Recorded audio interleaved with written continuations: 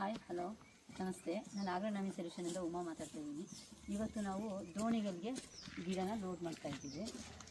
ಅಡಿಕೆ ಮತ್ತು ಕಾಫಿ ಗಿಡ ಇಲ್ಲಿ ಅಲ್ಲಿಂದ ಅವ್ರದ್ದು ದೋಣಿಗಲ್ ಹತ್ರ ಇಲ್ಲಿ ದೋಣಿಗಲ್ಲಿಂದ ರೈತರು ಬಂದಿದ್ದಾರೆ. ಯಾವ ತೋಟದಿಂದ ರೈತರು ನೀವು ಯಾವ ತೋಟದಿಂದ ಬಂದಿರೋದು? Donigal coffee estate.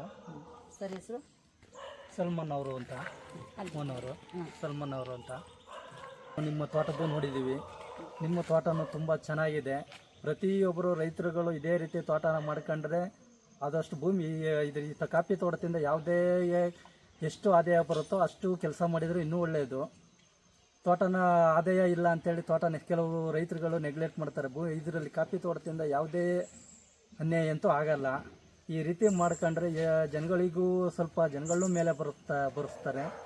ತೋಟದ ಓನರ್ಗಳು ಮೇಲೆ ಬರ್ತಾರೆ. ಓನರಿಂದ ಎಷ್ಟೋ ಜನಗಳಿಗೆ ಅನುಕೂಲನೂ ಆಗುತ್ತೆ. ನಮ್ಮ ತೋಟದ ಬಗ್ಗೆ ಏನು ಅನಿಸ್ತು? ತೋಟದ ಬಗ್ಗೆ ಅಂತ ಹೇಳಿದರೆ ಪ್ರತಿಯೊಬ್ಬರು ರೈತರು ಇದೇ ರೀತಿ ಒಂದು ನರ್ಸರಿಯಿಂದ ಹಿಡಿದು ಪ್ರತಿಯೊಂದನ್ನು ಮಾಡಿಕೊಂಡ್ರೆ ಎಲ್ಲ ರೈತರುಗಳು ಮೇಲೆ ಬರ್ಬೋದು. ತೋಟ ನೋಡಿ ನಮಗೆ ತುಂಬಾ ಖುಷಿ ಆಯ್ತು. ಈಗ ಇದೇ ರೀತಿ ಮಾಡ್ಬೇಕನ್ನ ಜುಲ್ಫಿ ಸಾಹೇಬ್ರು ಈಗ ನಿನ್ನೆ ಎಲ್ಲ ಮೊನ್ನೆ ನಮ್ಮ ರೈತರು ಬಂದು ನೋಡ್ಕೊಂಡು ತಗೊಂಡು ಹೋಗ್ಲಿ ಗಿಡ ಅಂದ್ರು. ಏನ್ ಅನ್ಸ್ತು ನಿಮಗೆ? ನಮ್ಮ ಗಿಡದ ಬಗ್ಗೆ ಏನ್ ಅನ್ಸ್ತು? ಚೆನ್ನಾಗಿದೆ, ತೋಟನೂ ತುಂಬಾ ಚೆನ್ನಾಗಿದೆ. ಇದೇ ರೀತಿ ಪ್ರತಿಯೊಬ್ಬರು ಇದೇ ರೀತಿ ಮಾಡ್ಕೊಂಡ್ರೆ ಬೇಗ ಮೇಲೆ ಬರ್ತಾರೆ.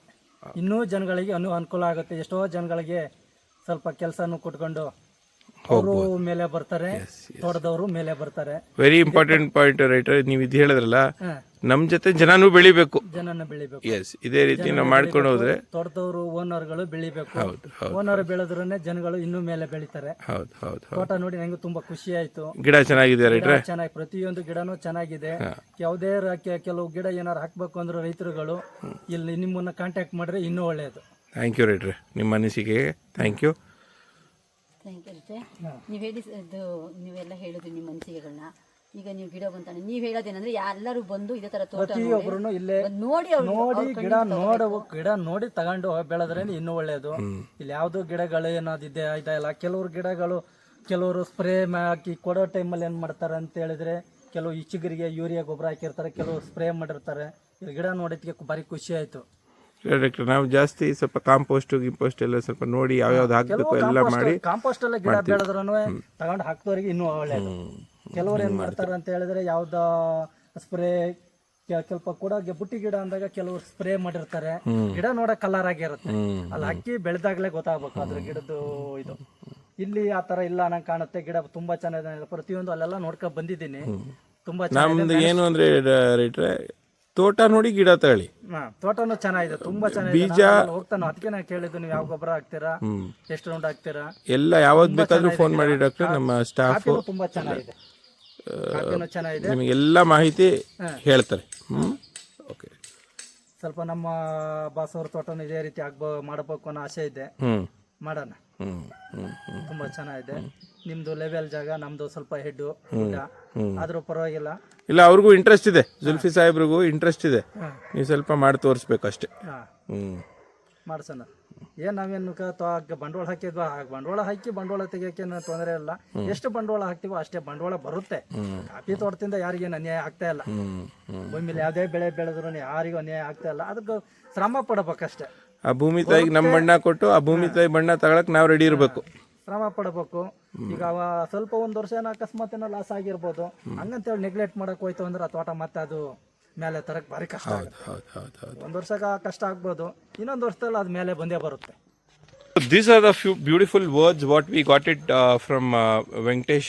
He stall. He's ಎಷ್ಟು ವರ್ಷದ ಎಕ್ಸ್ಪೀರಿಯನ್ಸ್ ರೈಟರ್ ನಿಮಗೆ? ನನಗೆ ತುಂಬಾ, ನಾನು ಯಾವಾಗ 9ನೇ ಕ್ಲಾಸ್ ಶಾಲೆ ಬಿಟ್ಟೆ ಅವಾಗಿಂದ ನಾನು ಕಾಫಿ ತೋಟದಲ್ಲೇ ಬಿದ್ದಿರೋದು. ನೋಡಿ, ಆ ಅನುಭವನೇ ಇವತ್ತು ನೀವು ಇಷ್ಟು ಪಾಯಿಂಟ್ಸ್ ಹೇಳಿದ್ರಲ್ಲ, ಆ ಅನುಭವದಿಂದನೇ ಬಂದಿರೋದು. So lot of things got to learn from him. He came early morning by 7 o'clock. He went through the estate. He saw the plants. He saw a nursery. Finally, he was happy. He spoke to his owner and said, like, we'll pick up the plants. So these are the few things what we have to understand before picking up the plants. Randomly, we should not pick up the plants. What we learned from, the lesson from him is seeing is believing. The concept of seeing is believing is really working on. People are coming to our estate, they're seeing it, they're believing it. What exactly we are actually how we have built the concept seeing is believing. We believe in process, not we don't understand the concepts of volumes or other things. We believe in process because if we plant one plant, we should wait for 5 years, 6 years to to get into the economical stage of the crops. So these are the few things what we analyze with each and every person who comes here and give us a feedback, who gives us a negative feedback, who gives us a positive feedback. Every feedback matters a lot to Agronomy Solutions to build sustainability in our program, not outside, in our own firm with our own staff working here.